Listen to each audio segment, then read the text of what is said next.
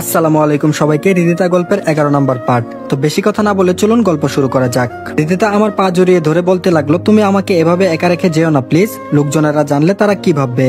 আমি মানছি আমার একটা ভুল হয়েছে, তার জন্য তো অনেক কান্না করেছি, ক্ষমা চেয়েছি, তারপরও তোমার কাছে ক্ষমা পাইনি। আজ আমাদের বাসর রাত, এই রাতে অন্তত আমাকে একা রেখে অন্য কোনো রুমে যেও না প্লিজ। আমি বললাম, সামনে থেকে সরে যাও বলছি। হৃদিতা বলল, 5টা বছর অনেক অনুতপ্তের আগুনে পুড়ে ছাই হয়েছি। আজ যদি তোমার ইগোর জন্য আমাকে এভাবে একা ছেড়ে চলে যাও, সে কষ্টটা আমি মেনে নিতে পারবো না। এইদিকে হৃদিতার কান্না দেখে নিজের রাগটা অনেক হালকা হয়ে যাচ্ছে। একটা সময় হৃদিতাকে অনেক ভালোবেসেছি, এখন হয়তো তার জন্য ভালোবাসাটা নেই, কিন্তু তার কান্না কেন জানি সহ্য করতে পারছি না। আমারও খারাপ লাগছে দেখে। তারপর বললাম, আচ্ছা ঠিক আছে, আমি এখানে থাকবো, তবে আমাদের মাঝে স্বামী স্ত্রীর কোনো সম্পর্ক করবে না।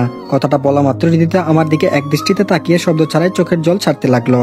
হৃদিতার কষ্টটা আরো বাড়ানোর জন্য নিজেকে শক্ত করে বললাম, আর হ্যাঁ, ডিভোর্স নিতে চাইলে আমাকে একটু বললেই হবে, আমি খুব শীঘ্রই দিয়ে দিব। হৃদিতা কান্না মাখা সুরে বলে, আজকে রাতে এসব কথা না বললে কি হয় না? আমার কাছ থেকে প্রতিশোধ নিতে খুব ভালো লাগছে তাই না? আমি বললাম, আমি কারো কাছ থেকে প্রতিশোধ নেই না, উল্টো তারা আমার কষ্টগুলো বুঝতে চায় না। এই বলে খাটে এসে কম্বল গায়ে দিয়ে চোখ বুজে ফেললাম। কিছুক্ষণ পর হৃদিতা আমার পাশেই শুয়ে পড়লো। কিছুটা আমার দিকে এগিয়ে আসতে রেগে বললাম, আমার দিকে এগিয়ে আসছো কেন? তোমার ওইদিকে কি জায়গার অভাব পড়েছে? হৃদিতা বলল, বকা দিচ্ছ কেন? ঠান্ডা লাগছে তো। এই রে, কম্বল তো একটাই দেখছি, এখন আমার কম্বল নিয়ে টানাটানি শুরু করবে। তার থেকে আলমারি থেকে আরেকটা বের করলেই ঝামেলা চুকে যাবে। যে ভাবা সেই কাজ। আলমারি থেকে আরেকটা কম্বল বের করে হৃদিতার দিকে এগিয়ে দিয়ে বললাম, এই নাও। হৃদিতা বলল, 2 কম্বলের কি দরকার ছিল? একটাই চলতো। আমি বললাম, একটা কম্বল নিয়ে দুইজনের টানাটানি করে ঠান্ডায় জমে যাওয়ার থেকে দুইজনেরটা আলাদা আলাদা থাকাই ভালো। কম্বল হাতে নিয়ে হৃদিতা বিড়বিড় করে বলল, আলাদা আলাদা থাকাই ভালো তাই না? খুব ভাব দেখানো হচ্ছে। আমার সময়টাও আসবে, তখন আমি তোমাকে বুঝাবো। আমি বললাম, বিড়বিড় করে কি বলো? হৃদিতা বলল, না কিছু না। তারপর আমি বললাম, ঘুমিয়ে পড়ো। এই বলে মুখ ফিরিয়ে আমিও ঘুমিয়ে পড়লাম। হৃদিতা মনে মনে বলে, তোমার ইগোতে আমি জল ঢেলে ছাড়বো। অনেক কষ্ট দিয়েছ আমাকে, আর না, এবার তোমাকে নিজের করে নিবই। তার জন্য কিছুদিন আমাকে তো অবহেলা সহ্য করতেই হবে, সেটা আমি ভালো করেই বুঝে গেছি। হৃদিতা মনে মনে এসব কথা ভেবে ঘুমিয়ে পড়লো। মাঝরাতে কখন যে রনিকে জড়িয়ে ধরে ঘুমিয়ে পড়েছে হৃদিতা নিজেই জানে না। মাঝরাতে বুকে ভারী কিছু অনুভব করলাম। চোখ মেলে নিজের দিকে তাকাতেই চোখ যেন কপালে উঠে গেল। হৃদিতা আমাকে এমন ভাবে আষ্টে পিষ্টে জড়িয়ে ধরে রেখেছে, এটা হয়তো ঠান্ডা লাগার কারণে আমার সংস্পর্শে এসেছে। এদিকে তার কম্বলটাও ফ্লোরে পড়ে আছে। এই অবস্থায় হৃদিতাকে সরিয়েও দিতে পারছি না, কি একটা মুশকিলে পড়লাম। আমি বললাম, এই হ্যালো। হৃদিতার কোনো রেসপন্স নেই, উল্টো আরো শক্ত করে জড়িয়ে ধরে ঘুমিয়ে পড়লো। হৃদিতাকে আজ এত কাছ থেকে দেখছি, অথচ আমার মনে তার জন্য কোনো অনুভূতি কিংবা ভালোবাসা নেই। আগে কতই না হৃদিতার পিছনে পড়ে থেকেছি, তার কোনো হিসাব নেই। খুব ভালোবাসতাম হৃদিতাকে। সেই ভালো লাগার মানুষটা যে আমাকে এইভাবে সবার সামনে ভুল বুঝে ছোট করবে, সেটা ভাবা যায় না। এত কিছুর পরও হৃদিতা আমাকে বিয়ে করতে বাধ্য করলো। ও হয়তো ভেবেছে তার সুখটা আমার কাছেই নিহিত। এত সহজে তাকে মেনে নিব না। মনের মাঝে একরাশ রাগ অভিমান নিয়ে হৃদিতাকে ঝাঁকিয়ে গর্জন দিয়ে বললাম, এই হ্যালো। হৃদিতা আমার গর্জন শুনে ঘুম থেকে তড়িঘড়ি করে উঠে বলল, আমি কি এমন অপরাধ করলাম যে আমার কাঁচা ঘুমটা ভাঙালে? আমি বললাম, আমাকে এরকম ভাবে আষ্টে পিষ্টে জড়িয়ে ধরে রেখেছিলে কেন? হৃদিতা বলল, অন্য কাউকে তো জড়িয়ে ধরিনি, আমার স্বামীকে জড়িয়ে ধরে রেখেছি, এতে অপরাধের কি আছে? আমি বললাম, কিসের স্বামী? আমি তোমাকে স্ত্রী হিসেবে মেনে নেইনি। হৃদিতা একটু দুষ্টুমি করে বলল, তাহলে আমার সঙ্গে বিছানায় থাকছো কেন? আমি বললাম, আমি থাকতে চেয়েছি কই, তুমি তো আমাকে থাকতে বললে। হৃদিতা বলল, আমি থাকতে বললাম দেখে থাকতে পারছো, কিন্তু আমাকে মেনে নিতে বলছি সেটা কেন পারছো না? আমি বললাম, এর উত্তরটা তুমিই ভালো জানো। আর হ্যাঁ, তোমার সঙ্গে এক বিছানায় থাকাটা আমার ভুল হয়েছে। যাকে স্ত্রী হিসেবে মেনে নেইনি তার সঙ্গে বিছানায় থাকাটা অন্যায়। আমি বরং পাশের রুমেই থাকবো।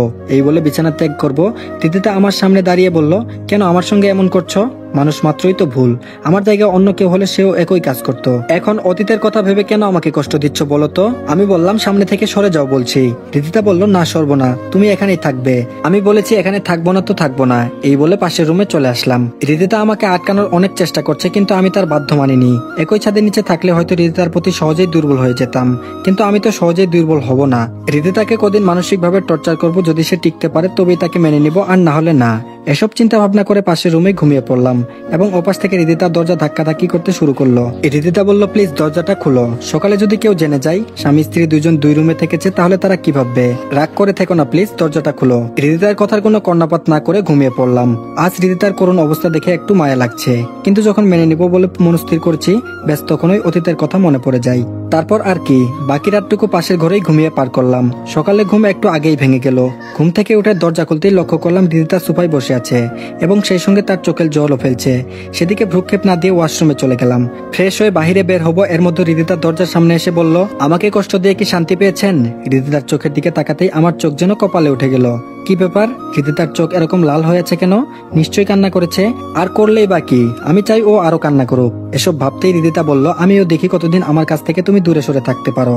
আমি বললাম, তোমার সঙ্গে কথা বলার ইচ্ছাটাও আমার নেই। শুধুমাত্র একটা কথা মনে রাখবা, আমাদের মাঝে যাই হোক না কেন সেটা কাকিমা কিংবা তানিশা যেন না জানতে পারে। এই বলে বাইরে চলে আসলাম। অপরদিকে তানিশা দুষ্টুমি করে বলল, কিরে বাসরাত কেমন কাটালি? হৃদিতা নিশ্চুপ হয়ে রইল। হৃদিতার নিশ্চুপ থাকা দেখে তানিশা কিছুটা আঁচ করতে পেরে বলে উঠল, হৃদিতা তোদের মাঝে কি ঝগড়া হয়েছে? হৃদিতা মিথ্যা হাসার চেষ্টা করে বলল, কই না তো। তানিশা বলল, ও যদি কখনো তোর সঙ্গে মিসবিহেভ করার চেষ্টা করে তো মার কাছে গিয়ে দ্রুত নালিশ করবি। মা ওকে এমন কানমলা দিবে না, কখনো যেন আর তোর সঙ্গে মিসবিহেভ না করতে পারে। হৃদিতা বলল, আচ্ছা ঠিক আছে, সেটা তখন দেখা যাবে। এইদিকে বন্ধুদের সঙ্গে আড্ডা দিতে দিতে সকাল গড়িয়ে বিকাল হয়ে এসেছে। সেদিকে ভ্রুক্ষেপই নেই। দা লাগাই বাড়ি যাওয়ার কথা মনে পড়ে গেল। যেই ভাবা সেই কাজ। দরজায় আসা মাত্রই কাকিমা রেগে বলল, ওইখানে দাঁড়া, আর এক পা সামনের দিকে বাড়াবি না। আমি বললাম, এই রে সেরেছে। হৃদিতা কি তাহলে কাকিমাকে সব বলে ফেলেছে? এর জন্য হয়তো কাকিমা রেগে আছে। দরজার বাহিরে এসব ভাবতে ভাবতে হৃদিতা এসে বলল,